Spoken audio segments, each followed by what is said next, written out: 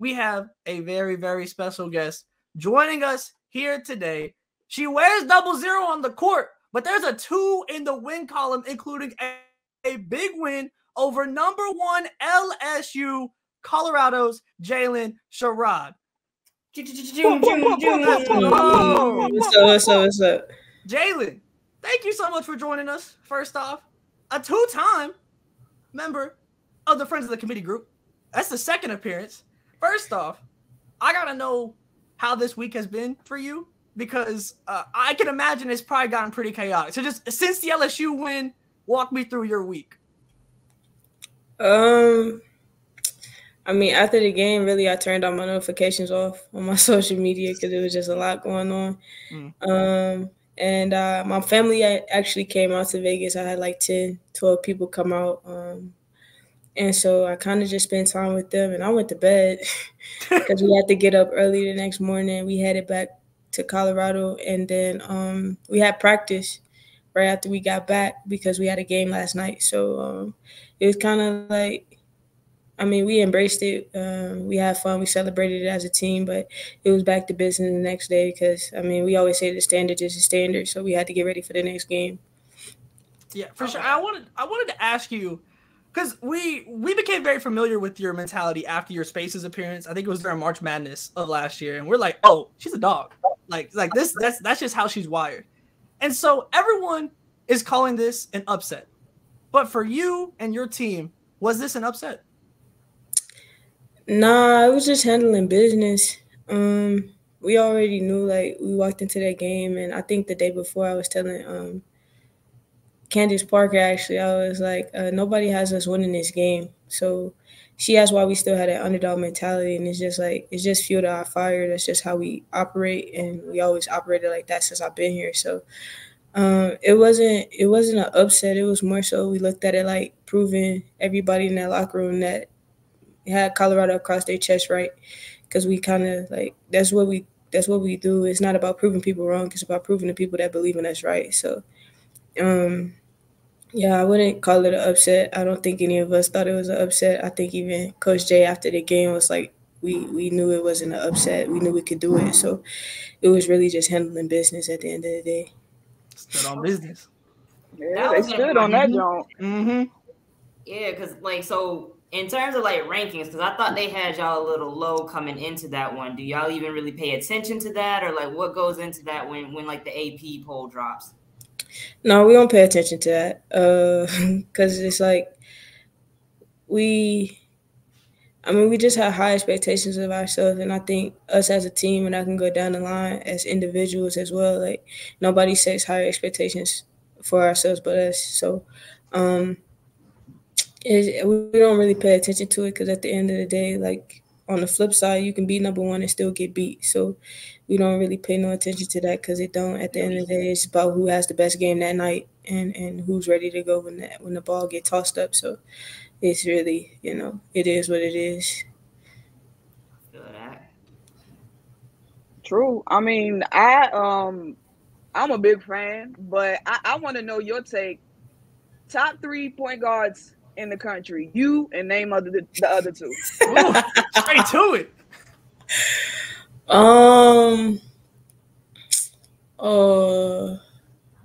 That's tough. You just put me on the spot. On the spot with it. There was no warning or nothing. I wasn't ready.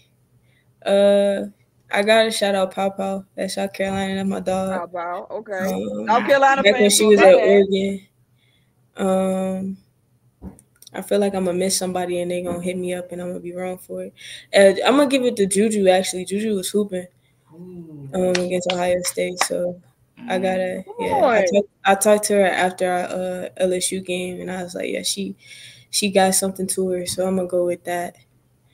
Sure. Hey, you named 2 pretty strong people. So if they get mad, you got to be like, are you outballing Juju right now? Yeah. Like, well, we played Juju them, so. Yeah, I gotta get. Yeah, it is what it is. But we still gotta line up against. I'm gonna be there. Yeah, we all gonna be tapped in for that one. That's gonna be a matchup. That one's gonna be fun. You mentioned Candace Parker, and I wanted to ask about her because you mentioned you talked to her pregame or the day before. But there was also the moment afterwards where her and Shaq come into the locker room, and I think there was a clip I saw of her talking to you after the game. How cool is it? Like, you just pull off like one of the biggest wins that we might see this entire season, and then it's Candace Parker right there. That's like they're dapping you up and everything. Walk me through that experience, because that just seems insane to me.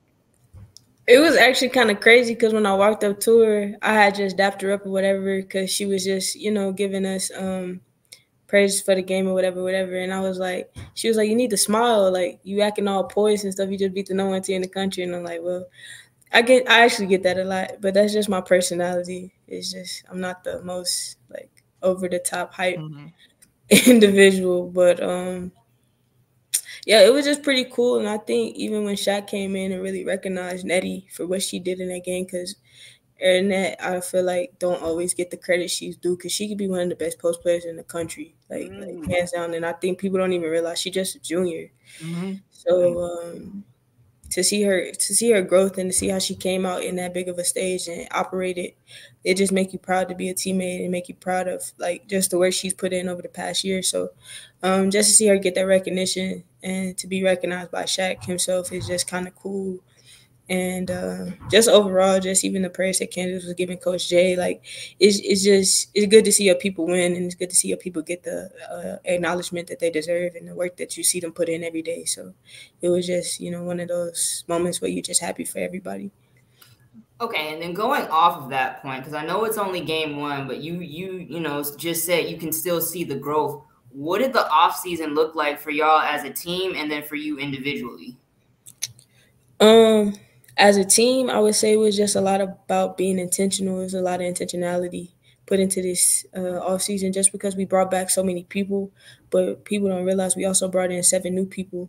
So it was kind of that, polar opposites in the sense of having so much experience and not having experience at all. So it was just being intentional about bringing everybody together, getting everybody on the same page, and just really like, as veterans, showing the newbies how we do things and what we're about. And I would say individually, I actually not walked away. That sounds deep, but I actually took a step back from basketball, and I actually like traveled, spent time with family, and just kind of got my mental right, because I've kind of always been that headstrong, like basketball is everything, basketball, like how can I get better at this? But it was really like just taking time out to get my mental right and being in a good space to actually realize like what this season is for me, and recognizing like this is my last season playing college basketball. So it's okay, and I'm gonna still get my job done, but at the end of the day, like take in every moment too, because every day of practice or every game is a last for me. So just really being able to take in the moment. We love a work-life balance. I mean, Greer's not going to agree with that. Yeah, it's a good thing Boss Lady ain't here. Yeah, she would shut that down real quick. But just going off of that, dang, I lost my train of thought. Greer overworking us, maybe. Greer got our brains mush. Yeah. Oh no. What is the key to like meshing that many new people? Because we're seeing a lot of teams in the country have, with the transfer portal, like they're always getting people and people are always on the move. And so we're seeing a lot of teams with new looks. What's the key to really getting that many new people on the same page that fast? I would just say, like, for one, it's important as individuals to stay inside of who we are as individuals and not try to get outside of ourselves. And I think everybody on this team know the role they play, and everybody on this team know what we bring to the table. And I think it also speaks to the unselfishness of this team. Like, we don't care. As long as we got the win, we don't care who go off. We don't care if, it's a freshman, it's a senior. If we got the win, we got the win. So at the end of the day, I think we also kind of have accepted our roles and know, like, if it's not my night, I can depend on Frida. If it's not Frida night, I can go to Quay. If it's not Quay night, I can go to Nettie, and just go down a list of just weapons we have on this team. So I think more than anything, it's just about instilling confidence in everybody to be themselves and do what they're great at. But at the same time, like, understanding how even if you're not having the best scoring night, if you passing the ball or if you get rebounds, like you're contributing to the win. So I think we just all kind of accepted our roles really early. even newbies like kind of just accepted the roles. You know, all right, Maddie, one of the best shooters in the country. You come in, you shoot the ball. Sarah's one of the best rebounders in the country. Come out, get rebounds, run the floor. Nobody can run with you. Like, it's just kind of like I said, it's still in the confidence of what everybody love to do and kind of like magnifying that, bringing it all together. That's what's up. Not Greer trying to dispute it in the chat, girl. I wanna. You said that you talked about Candace talked about you being poised, and you know you keep your demeanor straight on. You a talker on the court though. I ain't going. You a talker on the court. So you got to give us just a little bit of what you were saying during the game, because it was some and ones, but you had something to say. Let us know. I actually I don't know. I just get into that mode. I actually was really upset with myself early in that game because I felt like I wasn't being aggressive and I felt like I wasn't doing what I do. I was so worried about just trying to read their defense and seeing if they was going to try to block shots, if they was going to try to sag off, whatever the case may be. But I guess more so it was just about, I don't know, in a sense, it's kind of like you hear people talk on the court and it's just like, all right, man, here I go. Like, now I got to be a bad guy. So it was kind of that. It was kind of that mentality. Okay. I always kind of take that mentality to the game. But I won't go into details about what was said. Yeah, it was real cool. We ain't good. So are you the one to finish it, not start it? Is that kind of the right? Are you do you start it or you just are you poking? No, I don't really start it. I really be chilling. Like I my trainer actually always pick on me because he say like when you get mad or when somebody piss you off, that's when you really turn up. So I really don't go into games with any type of animosity towards anybody. I mean, it's a couple teams that you love to play in conference just because, like, sure, right, love to go against them. But I really don't. I be chilling for the most part until I have to. But I ain't a killer. Don't test me though. Don't test me. Don't find out. I like it. Don't find out. Jaylyn, you comfortable being the villain? We like that around here. I'm a follow up though. Who is the best trash talker in the Pac-12? Ooh, in the Pac-12, y'all got me. Or in the country. Give me the country and the Pac-12. No, let's start all the way down on the team. Then do Frida be talking? Everywhere. Do Frida be talking? Yeah, we need to know. Frida's from Denmark, man. She's one of the nicest people ever. Frida not talking no trash. I don't think we have no. We don't really have no trash talkers. I mean, to be honest, our biggest trash talker is probably Coach T. Cause T always with the smoke, man. T with the smoke T got the smoke for me. Like he got the smoke for everybody across the board. He don't care who it is. So I'm gonna have to shout out T. In the Pac-12, they be talking trash in the Pac-12. You gotta think about it. That means actually Cameron Brink be talking. Cameron Brink. That don't surprise me. Yeah, we've seen it. I'm a Gamecock fan. We've seen it. Yeah, I feel like I got some record. I got some receipts in my brain for that one.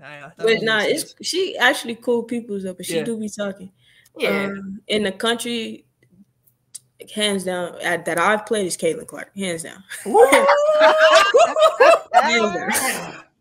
Oh man, that don't surprise me. That don't surprise me at all. Like it kind of. I mean, but like outside of the little thing, like does she be saying stuff? No, man. She be talking. No, man. She talk trash to everybody. You, the refs, her teammates, everybody getting the smoke. She don't care who it is. Not her teammates. Like, does she have punchlines, or is she just like you can't guard me? Like what is she? All of it. I've heard it all. That game was. It was actually looking back at it like it was.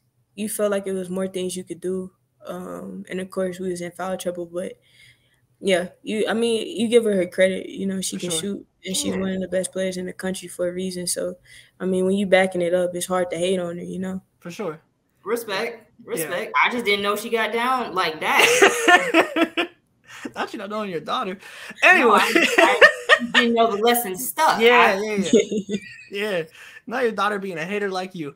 Jaylyn, one last question for you. I know you got other stuff going on tonight, but we talked about kind of the work-life balance of basketball and everything, but you also have an internship right now that I think is really interesting. So I don't know how you're balancing all this, but talk to us about your internship and how it is living so many different lives as a student, as an athlete, and as an intern? Walk us through all that. I mean, really, it's just time management, and I've always been somebody like when I have a goal, I gotta get it done. I'll never be one to like sign up for something and not finish it. So, yeah, I'm getting my master's right now in criminal justice, and I ended up getting set up through my old dobo, who now works at the with the internship that I'm with, and kind of just work around my schedule. I don't physically go to class. All my classes online, so in the mornings I'll work from like 8 to 12, go to practice at 2, do homework when I get home, and do it all over again. But still, like, try to keep a schedule to where like I'm not neglecting friends and family, or not neglecting, taking care of my mental. So just kind of always working around what I got going on. But at the end of the day, it's just about, I set a goal for myself when I got to college. Like, I wanted to graduate with a master's. I didn't expect to graduate with 2. COVID really threw that curveball in there. But, I look at it as a blessing. Like, not too many people get to say that they graduated from college with 3 degrees at the age of 22. So it's just kind of like taking it for what it is. And yeah, it's hard and it's challenging, but at the end of the day, I said I wanted to get it done. So it's kind of not like I don't look at it like a task, more like an opportunity. So for sure. Well, she being humble. 3 degrees. Yeah, 3 degrees is crazy.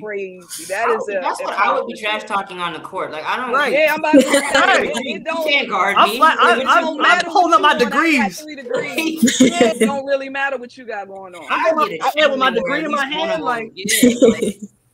So I have 2 questions. Sorry, my first one is. Sorry. Which WNBA player do you see yourself in? Ooh.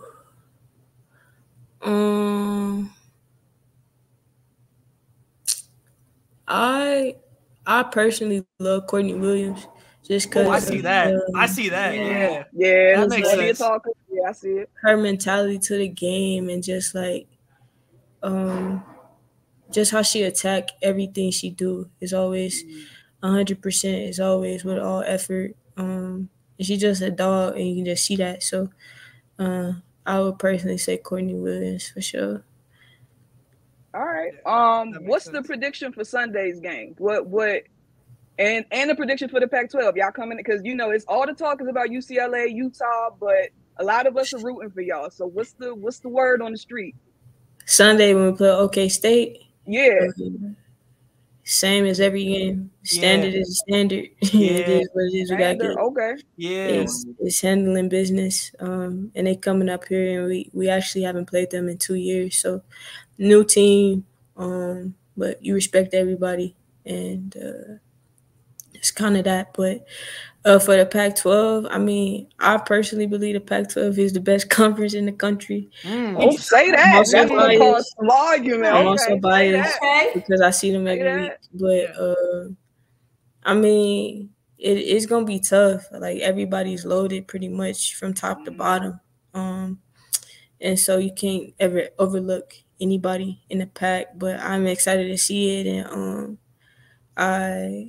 I mean, it is what it is at the end of the day. Like, UCLA, Utah, it don't matter. Like, you got to go out there and win. And it's all about winning at the end of the day. So I'm excited to see it. I'm excited to see how the Pac-12 grows this year because, like I said, I really feel like the Pac-12 is loaded right now. But, I mean, I always bet on us. So, hey, who else would you bet on? Who else better to bet on? What is campus life like these days? Because y'all make that deep tournament run, and then the way I'm telling it, y'all encourage other sports on campus to raise their game, and elevate, and try and get like y'all, and it's garnered national attention. So, like, what is campus life kind of like these days? Has it changed at all?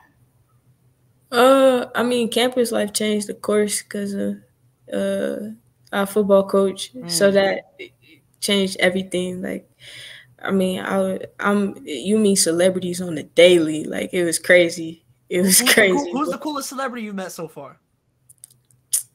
I met Kirk Franklin. I met There we go. Amen. Was it Kirk or Plies? You gotta be because they like you gotta. That's crazy. I'm just saying you gotta. Sometimes one act like the other. We don't know. Pretty sure it was Kirk. Yeah. We're pretty sure.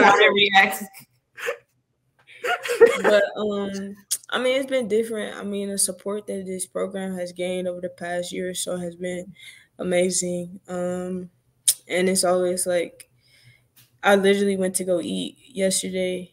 I had breakfast and like the waiter came up to me and was like, "Oh my God, you in the newspaper?" And I'm like, it's just different. And it's just it feels good to finally be like recognized and seen for the work you've been putting in and pouring into the program. So I think it's cool though. Like it's an embracing environment and it's people that like really is not even just for us, but even the game of women's sports, like coming out, supporting, showing up to games. Like I think that's really cool to see the transition that we've brought to the campus. So yeah, for sure. And like I say, y'all started it, so that you set the tone. All right. Well, Jaylyn, we appreciate you so much. I think, don't quote me on it, I think the first 2-time guest of the committee. So you're like, I don't know what's above friend of the committee, but you're at that level now. So we know we're gonna be tapped in with you all season. Make sure everyone watching, make sure y'all go tap in with her on her socials, both her Twitter and her Instagram. I ain't calling it X, it's Twitter. Both her Twitter and her Instagram right there. Jaylyn, any parting words for the people before you head out? Nah, just tune in. Tune in. It'll always be a show. We did. Jaylyn, can you give us what's one artist that you listen to before you go? I actually saw a YouTube video the other day about the game. And she was like, I know she listened to NBA YoungBoy before the game. I'm like, I actually don't listen to YoungBoy. Don't do that. Don't put that on me. I was like, that's crazy. If I'm giving YoungBoy energy, we got problems. Yeah. You see those memes how YoungBoy fans? Artists that I listen to, probably Moneybag more than anybody. Moneybag, yo, I can get with that. I can get with that. Okay. Perfect. Well, we thank you. We gonna listen to Moneybag Yo. We're gonna get a playlist together and we're gonna listen to Moneybag Yo with you. But thank you for coming on and hanging out with us. We really appreciate it. We're a big fan. No problem. Jaylyn, best of luck this season, and we're gonna be tapped in. We might catch up with you later in the season for sure. All right, appreciate y'all. All right, later, Jaylyn. Good one.